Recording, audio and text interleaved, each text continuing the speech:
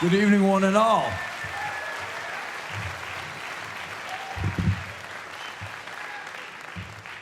Welcome to another brave two-night run at the wonderful, fantastic Enmore Theater. It seems to be a bit more of a nicer vibe in this place than that State Theater place, which was cool, but a little bit too clean.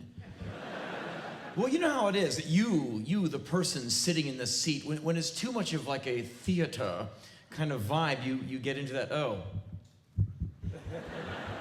And dick jokes just don't sound the same, do they? Anyway, so thanks for showing up. This is like at least my 16th or 17th time to your country. So, in the last 12 years. So either I have nowhere else to go, which is potentially true, or I really like it here. I prefer the latter. I like it here. So anyway, the last time I was here last year, which is pretty good, and I'll be here next year too. And soon, you'll see me enough in traffic to where you'll think I moved here. Because you see some of your friends once a year in traffic. Hey, isn't that fucking guy? And every once in a while it's me. Fuck you! Oh, it's Henry the fuck you guy. And so, speaking of being the fuck you guy, here's something that happened to me, which is unavoidable. And it happened to a few of you out there tonight, and it will happen to the rest of you, I hope, if it hasn't happened to you yet. I became an adult. I turned 40. So it wasn't like a choice I had. Oh, thanks. Yeah, thanks a lot. Applaud my fucking decline. Thanks. You know what happens if you double my age? I'm dead. So, I am well past the 50-yard line if you use a football analogy. I am running past the 50-yard line towards death's goalposts. The terminal touchdown. I'm running, no tacklers are around me. And so, I am now thrust into this position of adulthood, and I'm not ready to go. Okay, because I've noticed that adults are really boring creatures. And I now realize I have to wait 10 years before I can be cool. Because if you're 50 anything and you do anything radical at all, you are a stone cold badass. At 50, you get a new tattoo, badass. At 50, if you check out some chick's ass as she's walking by, badass. Get caught speeding, you're a badass. At 40, I'm just kind of this nervous adult, getting used to adulthood. It's now time for me to start going into adult men's clothing stores and buying proper, mature pants. You've seen men wearing those pants, the very baggy pants. They show no package, they show no ass, and they have these huge stovepipe legs, and they're built, they are engineered for the ever-expanding male adult ass every year. And they're no longer pants, they're trousers. And they're an investment. A guy walks in, God damn it, these are damn good trousers. I can rake the leaves on these for the next 10 years. By God, look at the stitching on these babies. They're fantastic. Well, they're not babies, they're trousers. And the guy wears them, these just totally sexless pants, and they always wear a shirt buttoned all the way up to the top, buttoned at the cuffs, okay, no sun will hit me, and they wear a baseball cap to hide the Rogaine farming project that's going on underneath, and their lives go immediately decaffeinated. They go to coffee places and they hang out with their baseball caps, and they drink decaffeinated coffee. And everyone knows when you start drinking decaffeinated coffee by choice, you're basically dead anyway. And they have these really boring bullshit conversations. Oh yeah, well the kids are playing soccer now. Yours are playing soccer? Gosh, mine are playing soccer too. How's the farming project? Oh, pretty good, okay. And I don't want to go, because these people just seem to be all mediocre. They've slowed down. There's an interesting decision you make at adulthood, I reckon. And when you see all that stuff that you no longer care about, you're like, oh, I don't fuck. Just give me a sedative and leave me alone. And there's that Zen bullshit saying, well, if you fall off the horse, you can always walk along next to it for a while before you get on. And that's just, to me, so lazy. And so adults are in that position to either say, okay, I don't care about that and that and that anymore because I'm prioritizing, or I've just given up a little. I'm slipping, and I refuse to slip. And I've noticed that when you're young and you're pissed off, no one bats an eyelash. Young and angry, right on. You're supposed to be angry when you're young. Everything in the world makes you mad. The guy leaves you, the girl leaves you. Fuck you, I hate you. Ah! And you write 90 pages of shitty journal entries. Fucking bitch, she will not break me. No one can break me! And then you get a little older, and if you're still angry, everyone goes, oh, wow, you're bitter. You're a bitter old curmudgeon, which is kind of the word for a grouch. You're curmudgeonly if you're older and mad. And if you're young and intense, well, yeah, you're supposed to be young and intense. Those two things go together. And if you're older and intense, everyone just goes, my God, are you weird? And if you're young and you have a lot of energy, no one notices because you're supposed to be able to survive on one candy bar, a Coca-Cola, and a bag of noodles a week, plus 11 minutes of sleep and be fine. And you're just supposed to be, I am young person.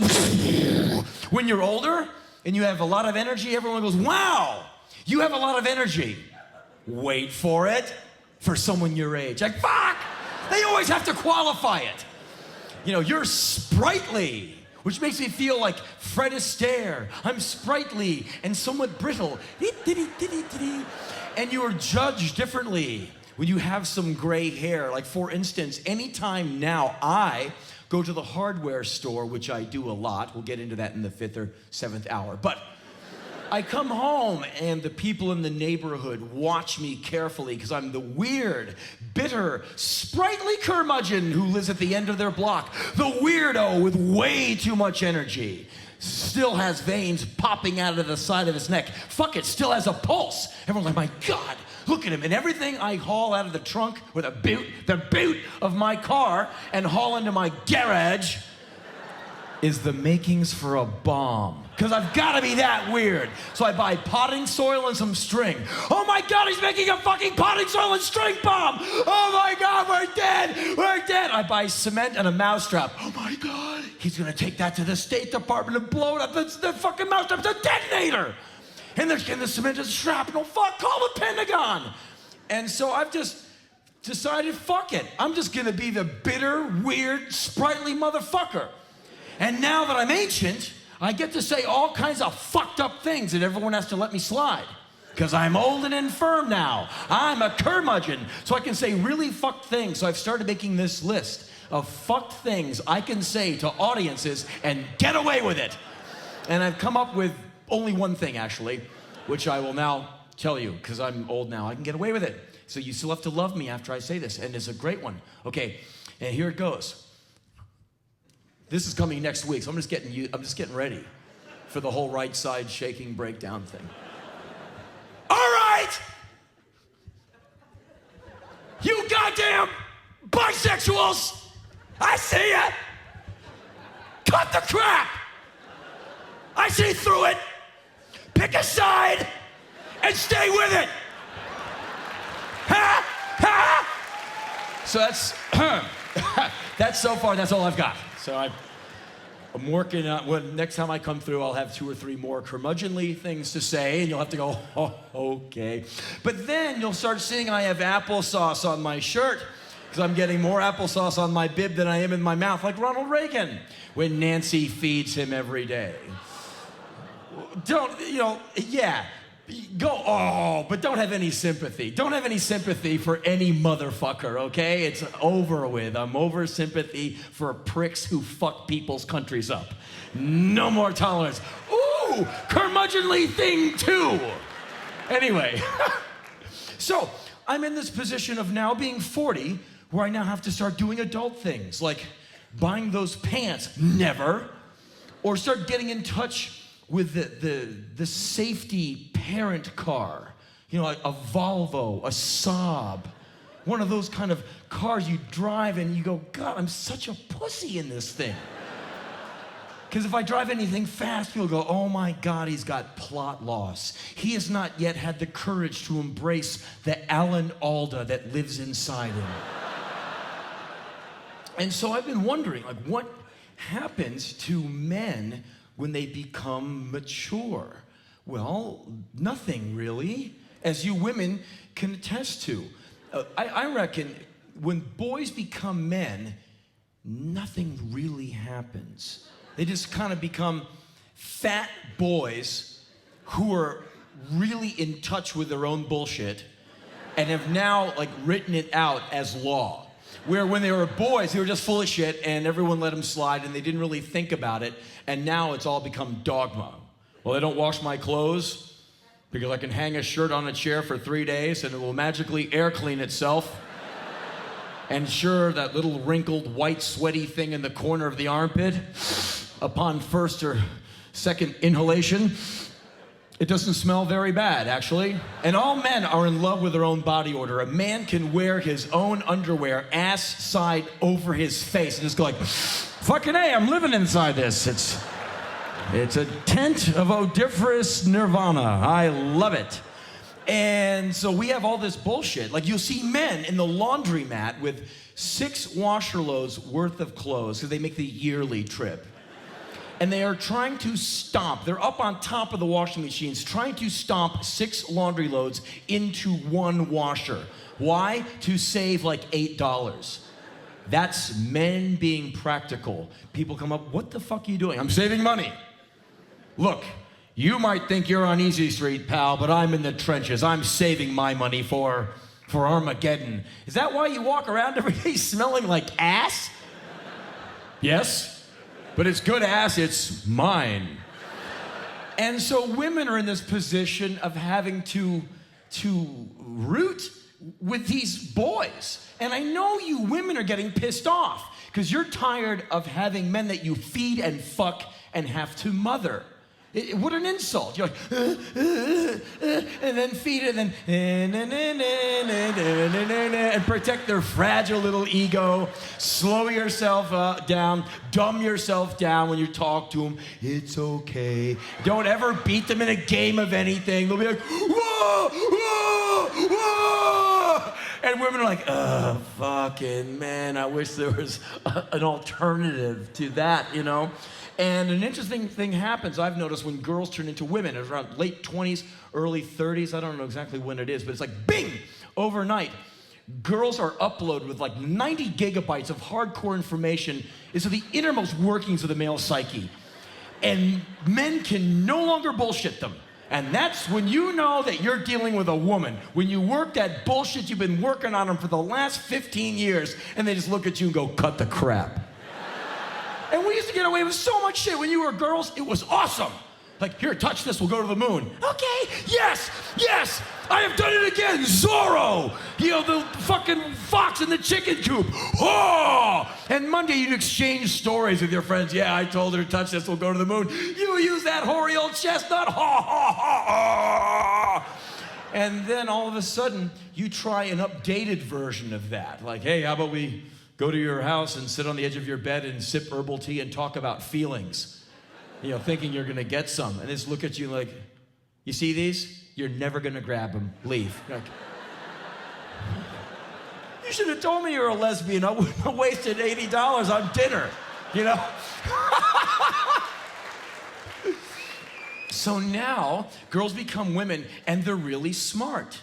They're way smarter than men. They're like super duper smart. And they have like ESP and shit.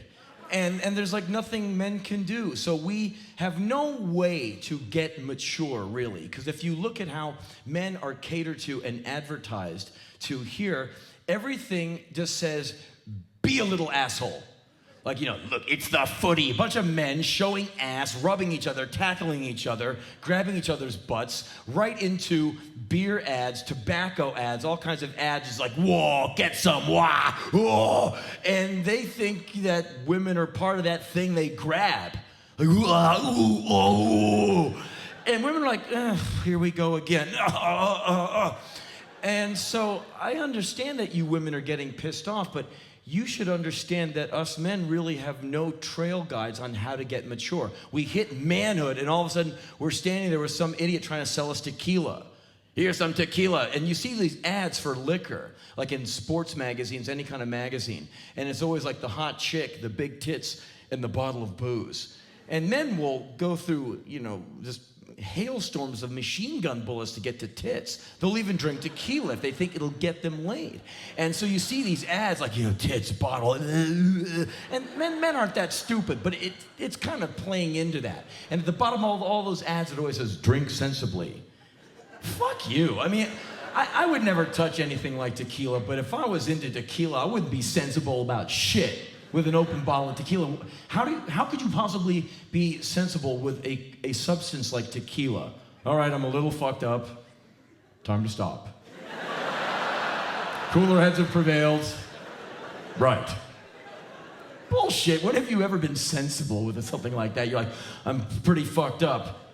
Pour it on, man, pour it on. Because, you're in this quest to be what next morning everyone will remark upon as amazing. You were amazing last night. Uh-oh, you fucked up. When everyone walks up, that was incredible. You are so lucky to be alive. What do you mean? Look up there in the top of that tree. That's my car. Yeah. You are amazing.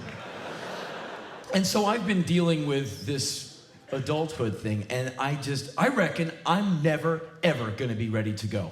I'm never ready to slow down. I hate that ass-spreading thing where men all of a sudden stop being in shape. And if I was a woman, I'd be busting men's asses. They'd be coming, please, can I? I'm like, no, you better run around the fucking track and work that ass off before you're touching my pussy. No fucking way. I'd be having men in tears. 40 more push-ups.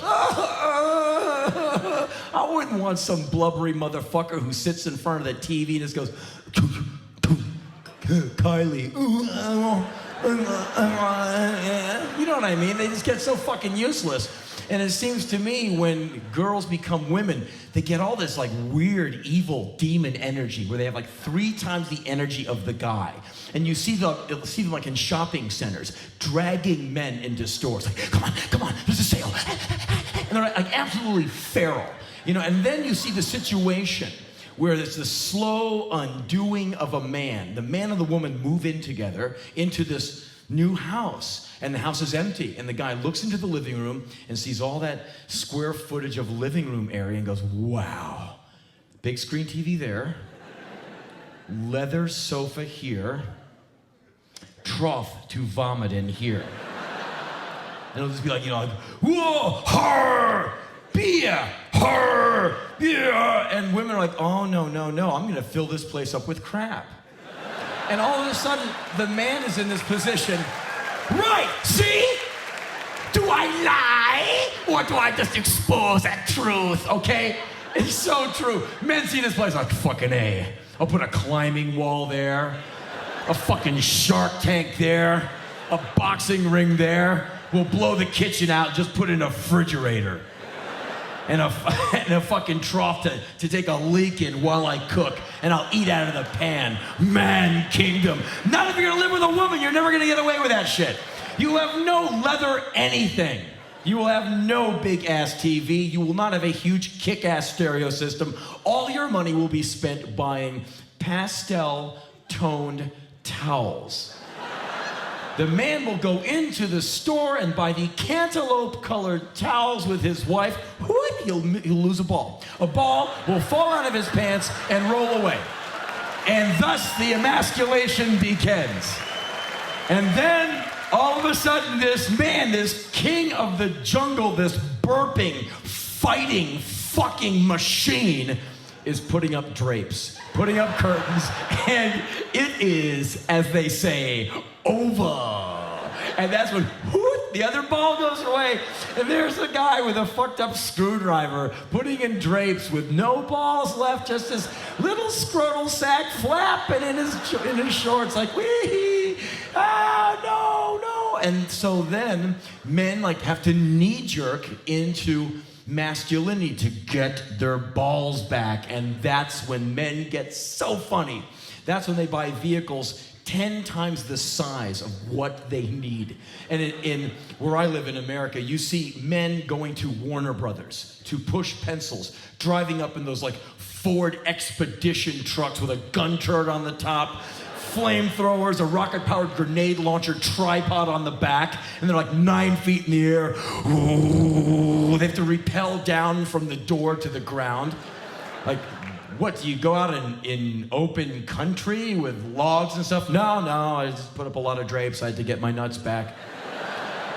2 balls came in the glove compartment of this car. It's a fucking good deal. You just eat them, you're back.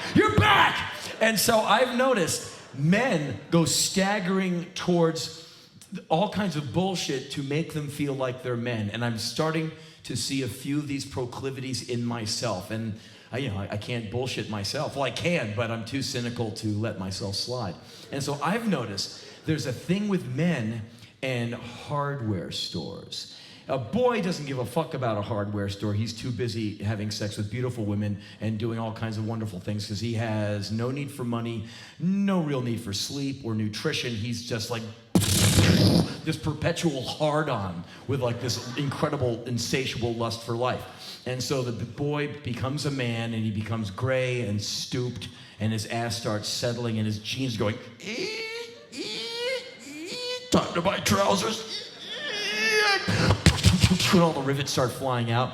Then he goes staggering into hardware stores to try and get some balls back. And I know that you have a chain of hardware stores in your country. Our American equivalent is called the Home Depot. And it goes coast to coast. And some of them are open 24 hours a day. And it's this amazing institution. It's like 9 football fields wide, and it's always lit with huge fluorescent light bulbs that go like 1.5 miles, and it has every fucking thing under the sun to build that you can buy whole showers, you can buy tubs, you can buy plumbing, roof shingles, lumber, tools, the whole 9. Everything you need, potting soil, it's amazing. And so I go into the one in Los Angeles, not that I really need anything, I just like to be around tools. And I see that I'm not the only one. You can go into this place at 2 in the morning and you'd think you'd be the only person in there besides the employees and the security staff. But no, it's about 2/3 full of cars, the parking lot.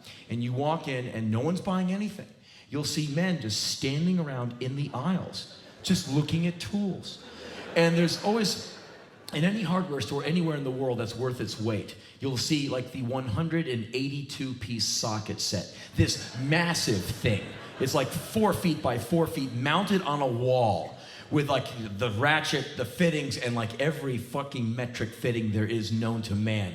And you'll see men 3 at a time, shoulder to shoulder, just looking at it like it's the Taj Mahal. Like, don't even dare to extend your hand to touch it. The motion detectors will go off anyway. Oh yeah. Wow, are you gonna buy it? Well, I'd like to, but the little woman, she'd make me take it back. Oh yeah, you lose another ball. Just say like, oh no, not again. And if you look in the lower right-hand corner of the big red metal box this thing comes in, it comes with a Ziploc bag with 3 male testicles. Oh, that's kind of an oxymoron, like there wouldn't be a female testicle in there, but you know what I'm saying? There's 3 balls in there, and you can just like, swallow them whenever you need. They go right back down into your scrotum, and you're back. And so I've noticed men dig the ratchets. And I've also noticed another thing in hardware stores all around the world. Many tool companies have done new lines of their tools, and all the hand-operated tools, like the screwdrivers, all now have these big rubber fleshy grip handles of this kind of rubber that you grip it and nothing will ever get that tool out of your grasp. And it says on the package, it says, extra rugged for work in adverse conditions. These people have targeted men so perfectly. Men are really in love with the idea that a tool is rugged and they can use it in adverse conditions. Like when there's a rainstorm inside your house when you're putting in a piece of drywall. They're like, fuck it. There might be a monsoon and I'll be ready. It is guaranteed for life. Fucking A. Like me, rugged, used to adverse conditions because you're gonna go home and just get totally whipped by your woman. So like in the hardware store, like, rugged, guaranteed for life. That's me. And if you notice, all the new power drills that come with that battery pack, all the battery packs are in the handle of the power drill, so it's like a gun clip. It's like, eject the clip, put in a new one, on to fix things. I've also noticed another thing about those fleshy grip tools. You'll see men in aisles just hanging onto screwdrivers, just kind of absent-mindedly squeezing them.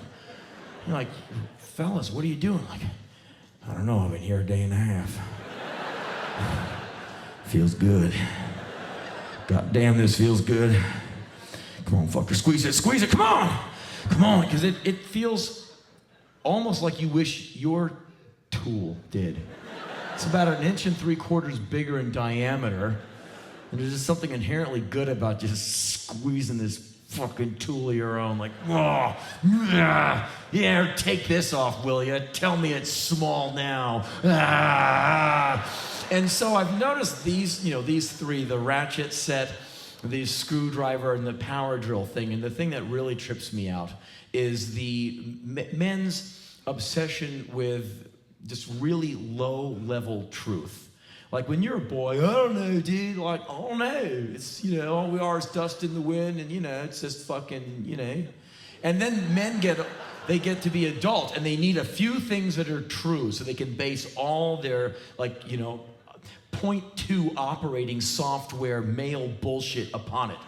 1, 2, 3, 4. Those numbers go in that order. And from that kind of simple, boneheaded logic, I set forth on my path to my own death. A, B, C, D, right. And so if you've noticed, I think recently or coming up soon, you might be having that Dr. John Gray guy coming to do a seminar in your town. He's the guy with a long series of infomercials, books, and videos. Men are from Mars, women are from Venus. Okay? And his whole thing is how to keep your marriage or your love affair alive. I know the answer. I can do it. Hello, friends. He just got divorced. So that guy doesn't know what the fuck he's talking about. If I was to do one of those 5-hour, 9-day seminars, I would call mine Men Are Digital, Women Are Analog, because I think that really gets it. Because women are about feelings, they're about feel, and that's about analog tape. It's warm, low end. Oh, yeah, Zeppelin on LP beats Zeppelin on CD because you can feel the warm, low end. It has better feel. Ooh. Men are digital. They like that information. 1, 2, 3, 4, 10 frames per second. Damn it! Right! 600 frames per minute. That's all the information I need, and we know it. But what about 11 frames? Shut up! It's 10! Ha-ha! The scientist said so! And so men love the tool, the level. The long thing with the little tubes of glass, with the iridescent liquid, with that bubble, with the 2 little crosshair sights. Because it tells you when something is level and when it's not, and there's no feeling about it. Either something is true or it's not. And the level will bear it out. And you'll see men taking the level all over the hardware store and putting it on shelves to see if that flat surface is level. And this beautiful cherubic smile that comes over a man's face when he sees that little bubble line up perfectly between those 2 crosshair sights, and everything in him turns to a meditative Zen calm. This thing is level. This plane is level. But what about shut up? This is level. It is true. Right. And there's something very calming about that. And they make all kinds of levels. They make little ones. They make really big ones. They make them with all different kinds of ways to tell the truth. To tell when something's lying or when it's flat, And the other day in Canada, I was in North America, in Canada, and I saw a Home Depot, one of these places. So me and my road manager, we were like, let's go check out a Canadian Home Depot. How exotique. And so we went in, and there is this huge fucking level section. It was a level section to end all level sections. It was the do-all, end-all of level sections. It was easily another 2 or 3 feet wider than any level section I've ever seen. It was magnificent. And they had a whole bunch of levels, and they had one that really caught my eye. It has a sheath. This one has a sheath. And I was thinking, man, what do you do with a level with a sheath?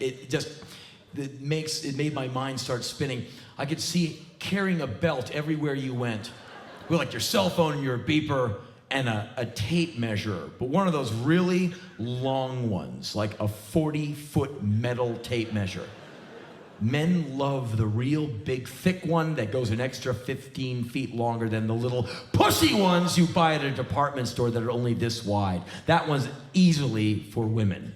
These men have these ones that are an inch and a half thick. Hold on, this son. It goes back like 4 city blocks. These 4 city blocks are 185 feet and 4 inches. All right, let it go. And they love that part where the thing's like, ramming speed. Feel the kick on that baby? Yeah. I'll tell you if it's flat, and I'll tell you how fucking long it is. And so men could have the level, and then they could have the tape measure, but if they had a level with a sheath, they could keep that on their belt. Even lawyers, like men in suits, could always have a level. And they go, just pull it out anytime. You know, go into a restaurant, put it down on the table. No, I don't think so. Get out the matchbook, shim up the bottom leg, get that baby nice and level. Okay, now we can eat. And if it were me, I would buy that thing, and me being into the samurai a bit, I would have it right back here. Always. It's like, what do you think? You think that thing is level?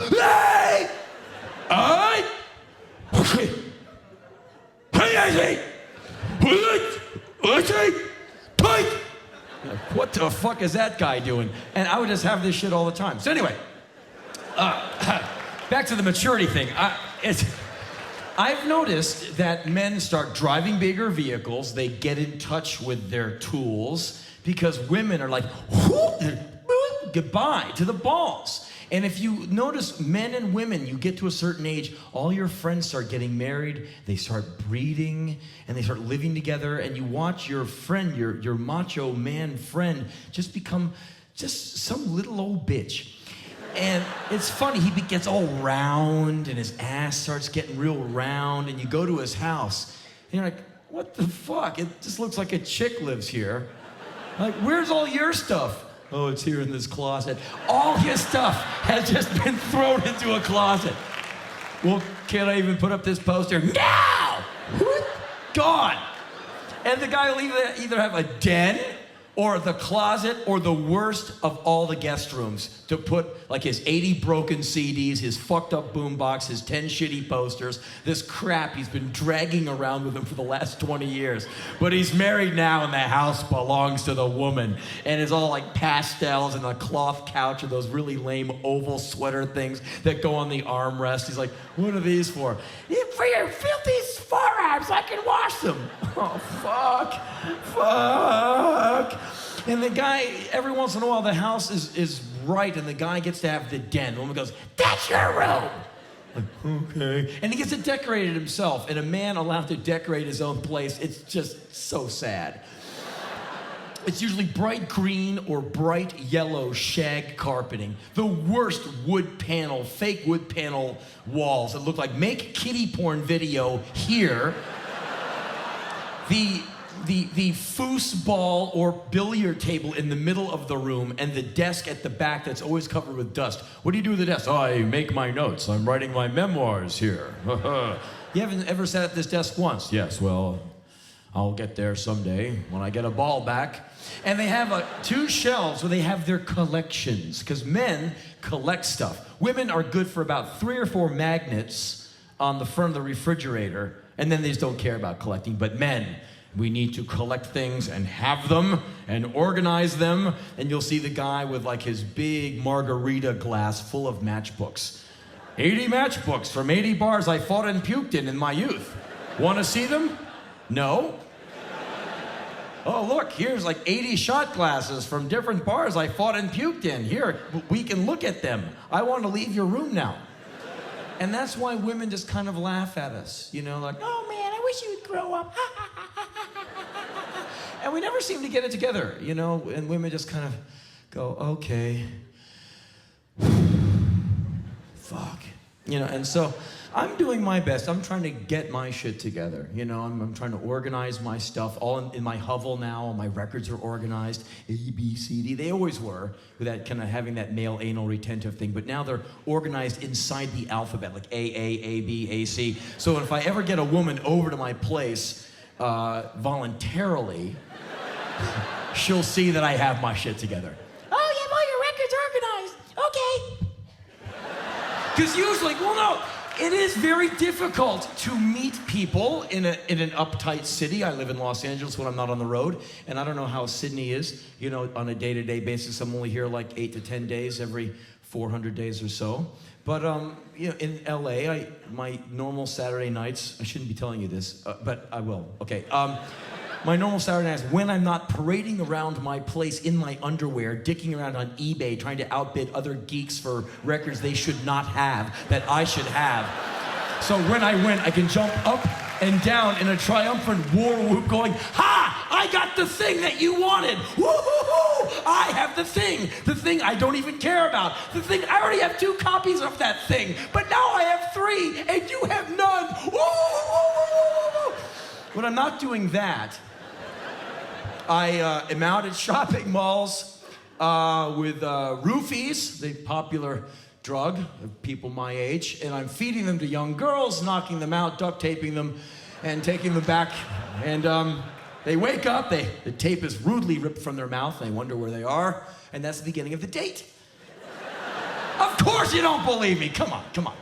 Anyway, so I am trying to get it together, and I am probably more cynical than most. And being an American and not being cynical to me is sleeping on the job. And because, you know, in America, they're just selling you so much crap, and if you're not pissed off about it and aware, you'll just be sold out. And that's why I like that I'm still angry, because I'm not sleeping on the job. I want to be part of the solution, not part of the problem. And anyone who goes, oh, everything is really great. Fuck you, it's not. Shit needs to be changed. I mean, Australians, you all have work to do in your country. I got work to do in mine to make shit better. You can't be going, oh, life is great.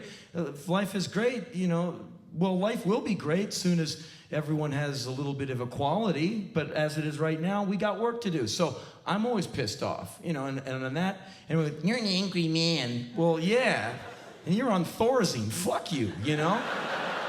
You're on America's Soma, you know, so I refuse to go out like that. So anyway, this thing that occurs to me is I reckon I can tell how I kind of figure in to the American swim as to how I'm being marketed to. Who's trying to sell me what? And if you're like 18 to 25, Sony wants to sell you like 30 shitty records a month. Like, here, listen to this, it's really good. And you listen to it, you're like, that's really bad. And if you listen to radio, you'll hear like 6 songs back to back, and it sounds like the first half of a very bad album. And then you realize, you hear later, after they back announce, it's 6 different bands. And they sound so alike, because every singer is like, yeah, take me, yeah, oh, yeah. And you can't even tell what the guy's saying during the verse. And the chorus is every 20 seconds. Like, and as a, you can hear the drums are all been pro-tooled. And these bands all sell 7 million records each every day. It's the end of the world. And so I hear this stuff and go, give me my Sam Cooke records back. You'll never take me alive. And so I reckon if you're young, they're trying to sell you tons of shitty records, really lame clothes. Like the appeal of those blue jeans that are so huge, like 8 people could live inside them. And they come down to the ground, so you can't even see the guy's feet. Looks like he's dragging his feet. They have these backpacks with all these little teddy bears swinging from the back. What is that, if you're into, like, DJ Fuckhead at some club? I'm into DJ Fuckhead. I suck. I have no talent. I make music from other people's music. Fuck them and fuck those baggy ass pants. I just wonder what happened to the testosterone. I see these kids like, I'm just waiting for the club to start. I guess I'm just old and curmudgeonly. Okay, curmudgeonly thing number 3. I see those baggy, sexless pants and these like bad postures and these fucking backpacks with a teddy bear swinging off the back. I want to run for a full city block to get up enough speed and put my foot so fucking far up your ass you're never seen again. Bam!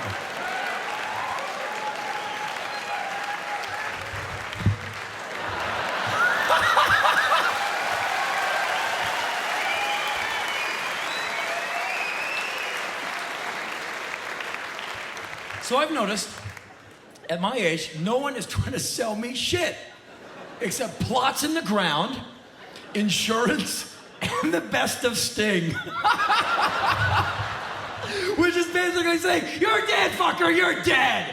Here's the best of Sting record, go retire your ears. If Sting wants you to sit still and listen, this song is very important. Let your soul be your pilot. And so I've been checking out how I am being marketed to on the internet. You know, I have my little mailbox and I get incoming mail. And for like 6 to 8 months once, a while ago, I got inundated with porn offers. You want to see the hottest sluts on the internet? 18 years, 4 seconds old. Sick little sluts, and they want your burning hate paste all over their ripe young tits. You sick fuck, you want to see them pee-pee on each other? Click here. You know, if you're dumb enough or lonely enough, okay. Welcome to Porn World. And you'll see these huge legs on your screen opening. Labia pulling back like fleshy curtains. A clitoris clanging like a sea bell. Ning, ning, ning, ning, ning, ning. And way at the back of this dark, deep vaginal tunnel, you see, glimmering, blinking. Click here to enter. Click here to enter. You're like,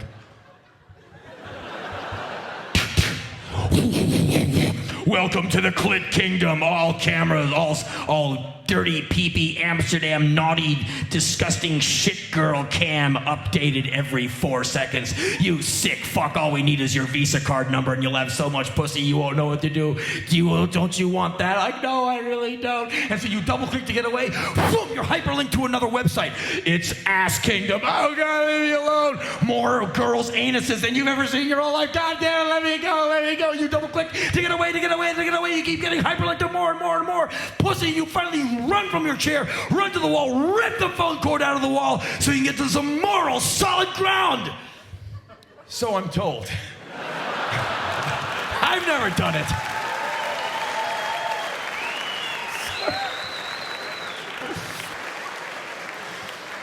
But you know how it is. At the end of the day, all they want is your money. You know, they want your Visa card number. And don't worry, we won't charge you for 90 days. But boy, when we do,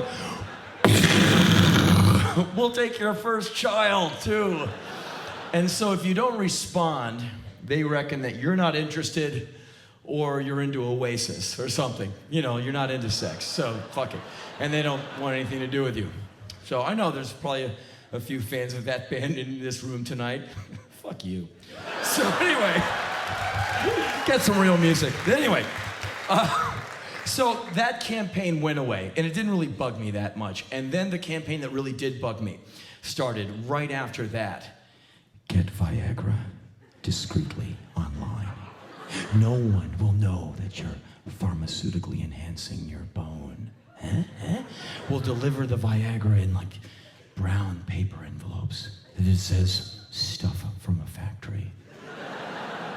Come on, man, you know you need it. I'm like going, no, not me. I thought that's like Charlton Heston age motherfuckers, like people who are like 118 years old. Not me, not the warrior, not the man who has the fleshy man pole of lust, this blood-gorged battering ram, this monster, this heartbreaking monster who's ripped women asunder year after triumphant year, continent to continent, like a fox in the chicken coop. Nah, but you know what I mean. And it's kind of a blow to your masculinity when you realize, is that my demographic? Am I one of those Viagra needers now.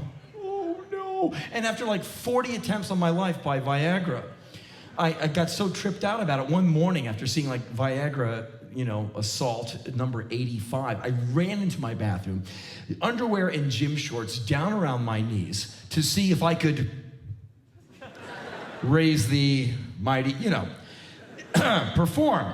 And usually it's no problem for a guy to, he has a suitable inspiration. He's with the person he wants to be with, or the person who will do for 7 seconds to 15 minutes, whatever. Or some suitable media, like, porn video or some kind of raunchy booklet, or some kind of thought, like, me and like the four chicks in a watermelon. We are like 400 little school children coming out of school at 3 p.m.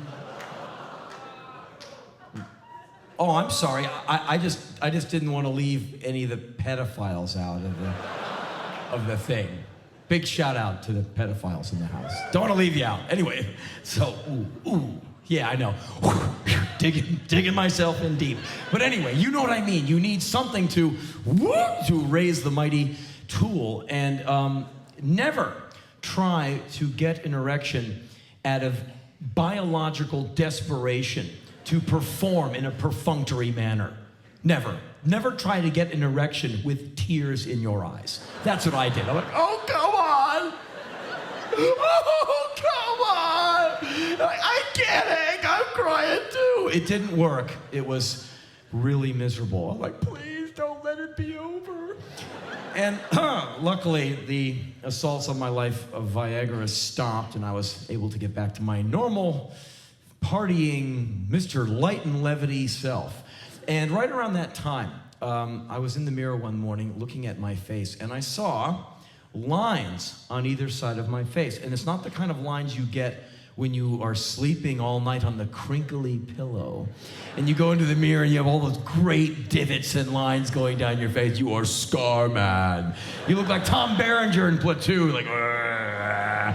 And you kind of wish they'd stay for a few days. Like, man, that's pretty badass looking, And the lines that I have was one on either side of my mouth. I'm like, how the fuck did they get there? Did they get there last night? We're all in a little bit of denial. Everyone has to look in the mirror every day and go like, looking good. And so these lines must have been in my face for at least 2 years. But they had to go so deep that I finally I couldn't avoid them anymore. They're so deep, I could have vacationing Belgians staying inside for months and I would never know. They're like really deep. I'm looking at these lines going, what the fuck?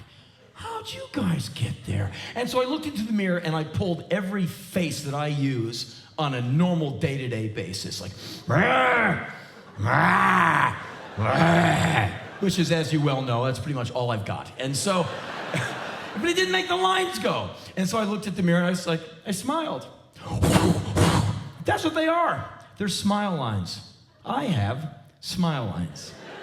You know what a fucking insult that was for me to have smile lines? Me? I'm getting soft. For 21 years, nothing has been funny. Well, that's funny. Shut up! What about that? Shut up! Nothing's funny! As long as one man on this planet is oppressed, nothing is funny! So I must have been smiling in my sleep. All 90 minutes a night I get of it. Usually around midnight, I conk out. By 1:30, the very rage that courses through my body on a day-to-day basis just rips me out of sleep.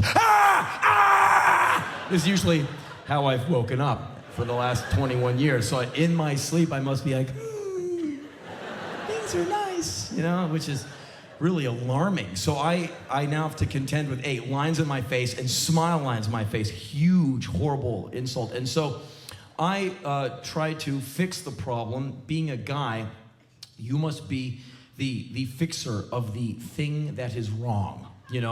That's how men assert themselves. I have a tool for that. I can fix that. And so I saw this imperfection in my face. I saw lines. I'll fix the fuckers. And I physically grabbed my lip and my cheek and I pulled so hard, trying to iron out this wrinkle in my face. For like 5 glorious seconds, I really thought that could work. Like many of you boys have taken that sand-filled 1 kilo weight and tied it to your dick for like 4 minutes, just like, is it working? Is it working?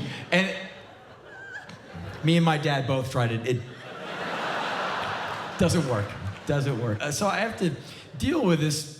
My face is changing. I'm getting divots in my face. I'm gonna be like a wrinkled old man. And when you're young, you never think that you're gonna look like an old motherfucker. You know, you see those old guys. You're like, what did he do wrong?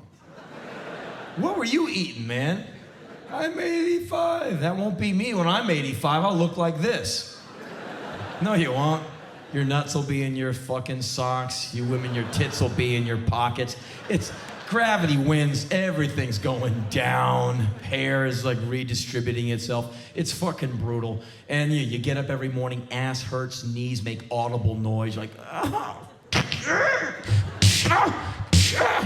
looking good. Looking better than ever. Oh no. Another one. Hoot. Oh fuck, I don't even care anymore. So anyway, I started clocking the denial of mine and the denial of other people and the denial of people like in the news and in the world in general. And a few months ago, you remember, and probably made you happy like it made me happy, they had an election and Slobodan Milosevic lost his ass off. And it's like 90 million against, 1 for. And he went, I think the vote's corrupt. Like, no. See, the deal is we're really tired of genocidal shitheads like you running things, so we're voting you out of office. No, you fix the vote. No, you run things, only you can fix the vote. Oh, yeah. Okay. Well, I choose not to acknowledge the vote. Which is like a male adult going, which is such bullshit. So they had a demonstration. Like 32,000 people go down to the city center, like, fuck you, Slobodan, fuck you, hey, fuck you. I don't know what the chant was, but you remember the event. And finally, he says, okay, I don't feel like being the Fuhrer anymore anyway. I'm on to bigger and better things. I'm leaving. You couldn't pay me to stay. Like, I don't know how you outdo genocide, you know, so he's gonna go on to bigger and better things, so he leaves office. And what was fascinating to me was not that level of denial, where he's saying, oh, you people really like me. No, we really don't. See, we're really tired of murder. Oh, no, you're not. You loved it. No. Anyway, that's not the level of denial that blew me away. It's his post-Reign of Terror interviews that he did that blew my mind, where they said, so what are your future plans? And he said his future plans were, I want to slow down a little, spend more time with my family, spend more time with my kids. You fucker. He's like the only guy in 100,000 square miles who has any kids left. So of course he can spend more time with them. There's no one else to hang out with. He killed the rest of them. And so the other day, I loved it. You know, like, you'll never take me alive. Fuck you, we'll take you alive. And now he's waiting in jail to go to The Hague to sit in a glass bulletproof box and await, you know, a trial, which I really think is cool. And I love the idea of him going down in a place like The Hague, not some murderous prison where he'll just get killed, because that's too easy. I don't want him killed. I don't want him murdered. I want him to be made to acknowledge. I think his punishment should be, if I was the high grand doodah and I was handing out the punishment, his punishment is he has to write down the name of every single person he's responsible for killing, and then read out loud, I killed this person, I killed, and then it'll be made to carve it all into a wall, like the Washington, D.C. American Vietnam Wall, which is like some horribly long stretch of black marble with the name of every American Vietnam War dead in the wall. When he will do this, it'll be like the length of the Great China Wall. And I think the rest of his life should just be made just acknowledging what he did every day. 12 hours a day, he'll be saying the names, writing it down, and just immersing himself in his own shittiness. And I think that would be really just punishment for causing so much, in the most titanic wave of human suffering in a 9 to 11 year period. And I'm not into like killing him. I'm into making him work and stay in the hell that he's created for everyone else. I'm not trying to bum you all out. I'm just trying to meter out a good punishment. I have all kinds of good ideas how to punish motherfuckers, you know? Well, fun ways, like when Bill Clinton got caught getting it on with a chick underneath the Oval Office desk. I didn't want to see him sued. $40 million to investigate that guy. Fuck, what a waste of money. We could have bought some school books and taught Johnny how to read for once in America. They should have just put him on the White House lawn, pay-per-view TV, brought in that guy from Singapore who canes people when they're bad, and just have him beat Clinton's little ass in front of everybody. Let the Republicans all jerk off in a circle. Everyone will get their little yayas out, make a greatest hits video, sell it, give the proceeds to charity, and we could have been done in about a week and a half. I could have footed the plane tickets, put them up at the Four Seasons, really nice first-class ride both ways, get him a book deal, no problem. Would have cost the taxpayers like about $30,000 instead of $40 million to get dick. So, you know me, loner, dicking around on eBay in his underwear. I've got a lot of ideas. I have a lot of time to sit around and think I make a lot of fucking sense. But anyway, on with this denial thing. So I was clocking the denial in people all over the place. And it fascinates me that there are people who do really bad things. They kill other people. And they kind of just have this way of blowing it off. And there's a really interesting American crime television series on a station called A&E, Arts and Entertainment. It's called Investigative Reports, hosted by a very strange man named Bill Curtis, who's one of those TV guys. Good evening, I'm Bill Curtis. I do strange things with my hands when I speak. And I'm so taken with the copy that's going up the teleprompter that I must pause, look away from the screen, and then look back and speak with very strange punctuation, stepping on weird words in the sentence, and I will do strange things with my eyebrows in every sentence, and then I'll pause, look down, and then look back up again and say, right here on A&E. And he's a very interesting cat. And one day, when my hair turns gray, all the way, Thursday, I'm going to be the next Bill Curtis. He'll be like, good evening, I'm BAM! Henry Rollins, and tonight I will act weird in front of you too. Anyway, he's got this show that investigates crime, and I watch it when I'm on the road and staying in hotels because I find it very interesting. He does shows about serial killers and people of the like, and I'm not interested in serial killers per se, and am not into what they do. What fascinates me is when they find that file footage of when the guy confesses or when they interview him and say, why did you do it?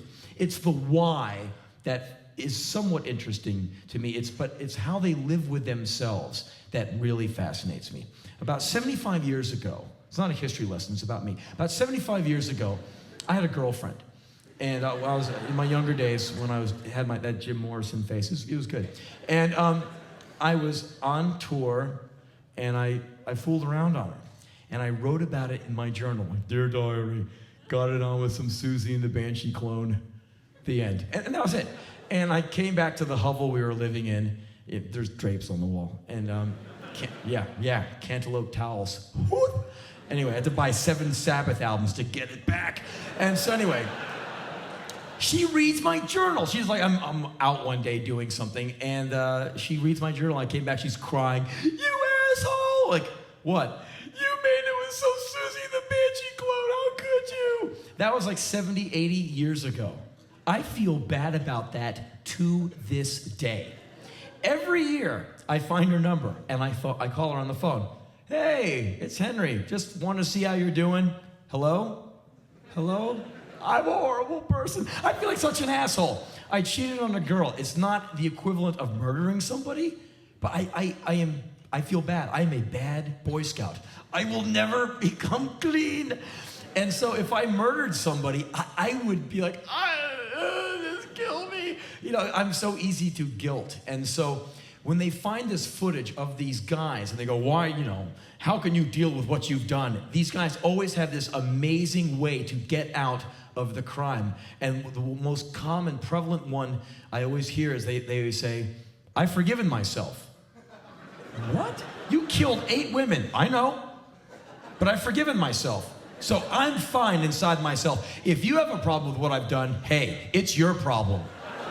And fuck it, with the way society is, it's your fault too. Hey, fuck you, I didn't kill anybody. Yeah, but it's your problem now, it's all on you. I've forgiven myself, I'm fine. Ooh, you little coward. And then there's the one who just flat out deny, like Ted Bundy. Didn't do it. We have videotapes of you doing it. Nope. Your fingerprints are all over this woman's skull. Nope, let me out of here. What an insult. Get these cuffs off me, will ya? Ooh, my, how they chafe. I don't like the cut of this prison outfit. Let me out right now. And they're dragging him to the electric chair. It's like heels are taken into the ground. And finally, like 4 feet from the chair, he goes, okay. Maybe, could be, probably killed somebody, I guess. Okay, and, well, I found God and pornography is to blame. Ha! Pornography made me kill, 47 women. Pornography? Ropey jets of jism flying across the room, landing on huge, surgically enhanced breasts, have never made me want to kill anybody. Maybe myself for wasting time watching everyone else have the fun.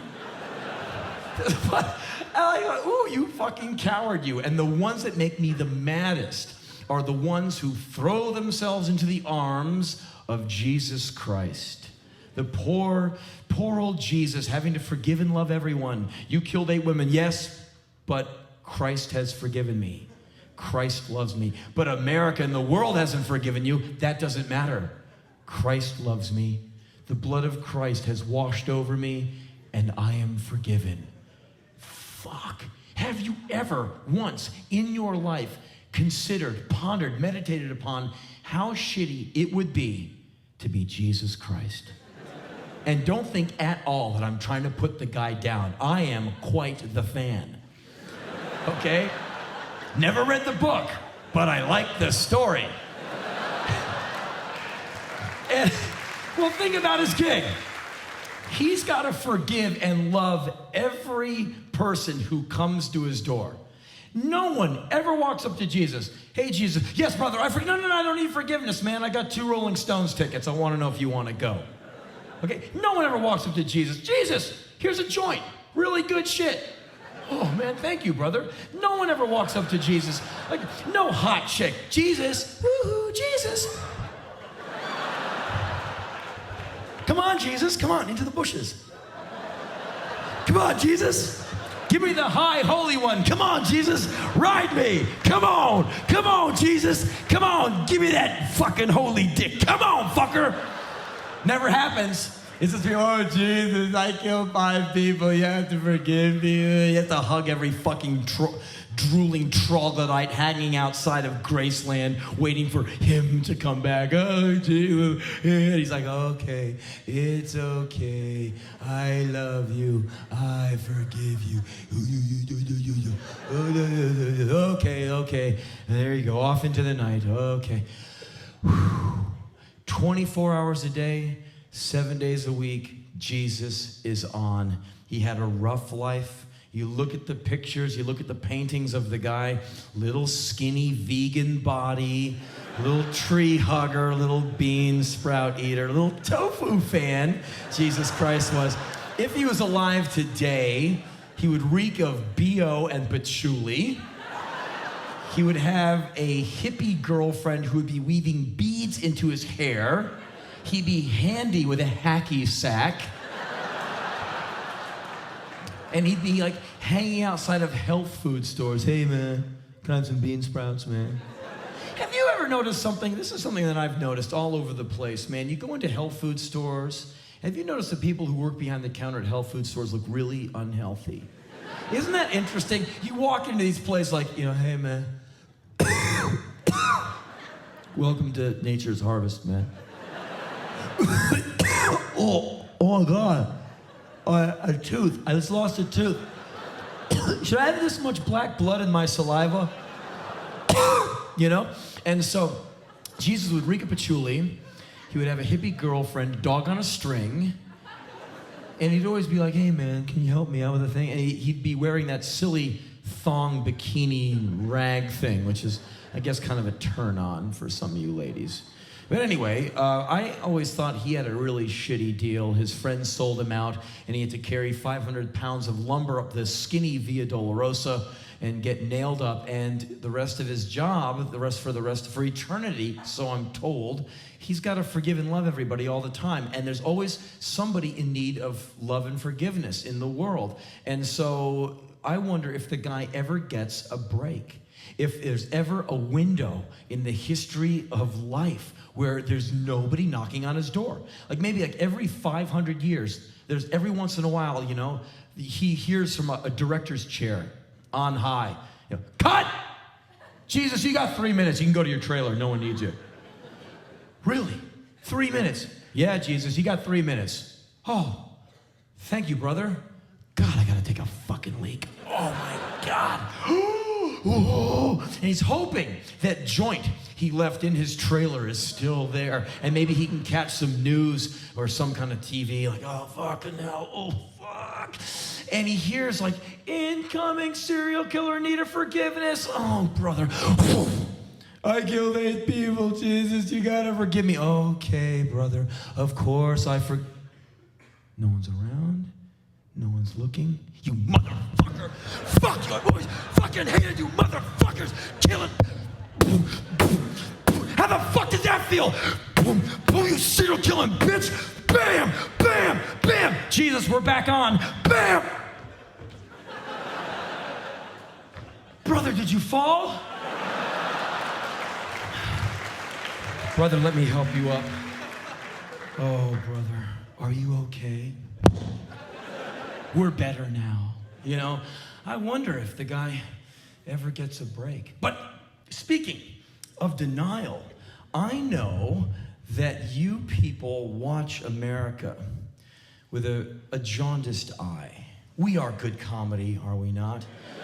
And rarely are we trying. Because the TV shows that are supposed to be funny are not. But we have presidents who are funny. We have all kinds of politicians who are funny. And in war, we do funny things like blow up our own people. You know, we do funny things. And so I'm different than the president in that I travel more than he does. I spend more time out of America than he does. And I am asked more unguarded, direct questions than he is. And so I got a deal, you know? Our president always gets filtered questions, and he always gives filtered information back. He's a buffoon, and you all know it. So I wonder if you people think that, like, all Americans are just a bunch of testosterone, oversexed maniacs with guns, big fake tits, straight teeth, blonde hair, and skinny noses. Almost, but not quite. And just so you know, so you don't feel badly, you all, you know, the way Americans perceive Australians, Americans think you all are really cool. Which is kind of true anyway. You all are really cool, I think. But I know, like, I'm here every other year or so. So they don't see much of Australia. They see, drunks, alcoholics know the shape of your country fairly well. Because there's that big Foster's mirror thing that hangs in bars. A beer that you don't even, like, pour out for your dog, right?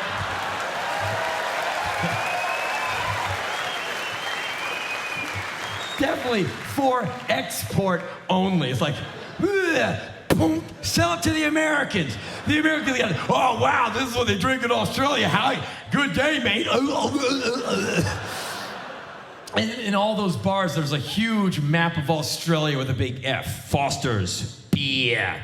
And so there's the Foster ads, and then there's Crocodile Dundee, and so, you know, another big Disney film, and he wonders why he gets bad reviews. How dare you give me a bad review? Well, make a better film. But anyway, so we've got Foster's, we've got Crocodile Dundee, and we have Steve Irwin, the crocodile hunter.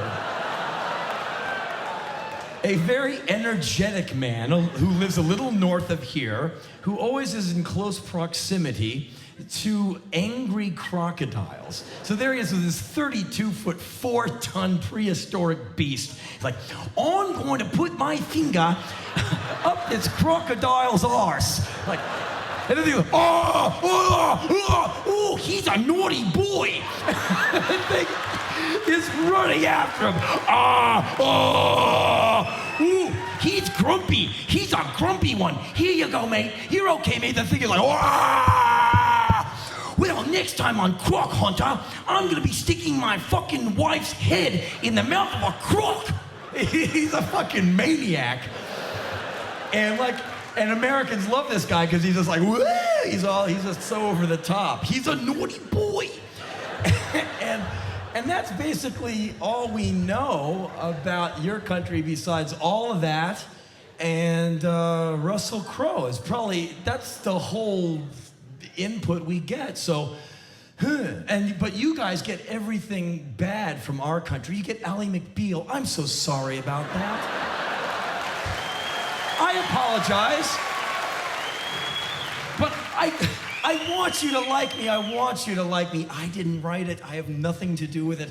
I didn't okay it. No one asked me, okay? If someone asked me, I would have said, no, I'm sorry, delete it now.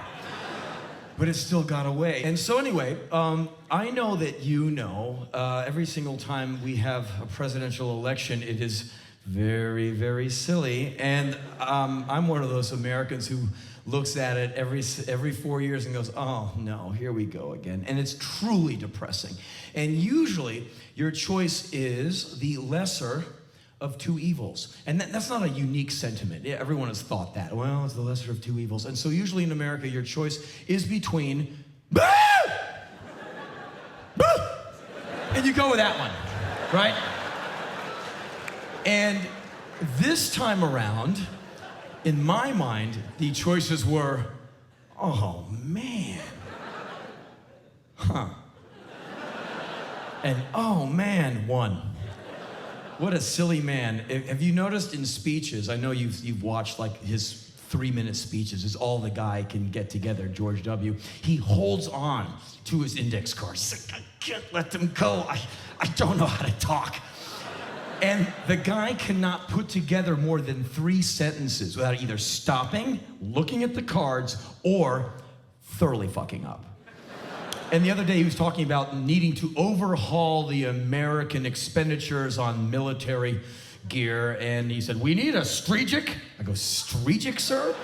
He goes, we need a strategic strategy, an order to do things in a proper order, to do the things that we need to do, because these things that we need to do must get done. I'm like, wow. And the guy has these amazing empty calorie statements. And his whole thing on the tax cut one day, he's there holding onto the cards. Well, black people have bad jobs. Well, black people shouldn't have jobs. And the guy just can't do it. And it seems to me, if you're a leader, political leader in a country, it doesn't matter what country it is, it seems to me, A, you wouldn't need index cards. B, you wouldn't be able to do it in 3 minutes. You'd want to talk to your people for like 10 hours at a time with all the cool stuff you want to tell them. You'd be wearing motherfuckers out. You're like, please stop talking. And you'd be like, oh shit, then we can do this. Ooh, and then we can do that. Oh shit, we'll fucking change the national anthem. It'll be a Ramones tune. Cool, right? Ooh. And this guy's like, we need a prosperous America, a prosperous United States, because if you look at the map, the states are united.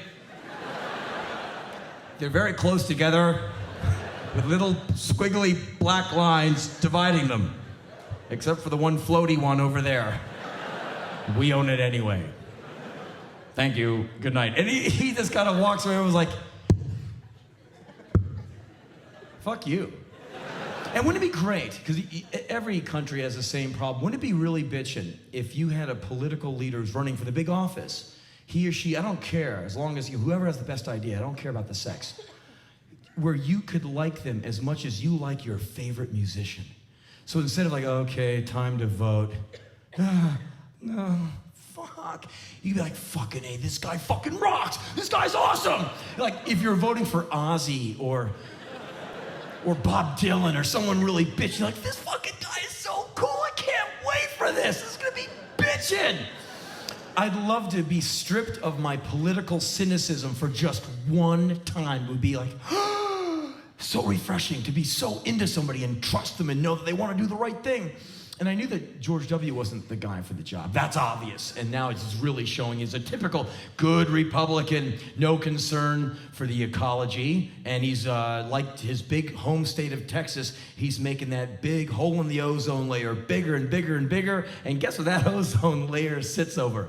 Not Ohio, your house. But don't worry, my president's working hard for you, making it bigger. He doesn't give a fuck about the ecology, and he doesn't give a fuck about the working man. And now that he's kissed so many big businesses' ass to get in office, now he's got to pay back. Like the free trade agreement and all that stuff. He's gonna fucking pollute the whole fucking world, at least my part of it, for sure. And if there's a wind blowing somewhere, you all are gonna get some of it too. So we have that to look forward to. And I knew that Al Gore wasn't the guy for the job. He just doesn't have it. If you notice, I know you saw it, in Florida, right towards the end of the election, when you already knew that Americans can't read, but now you discover that we can't count either. Pretty embarrassing.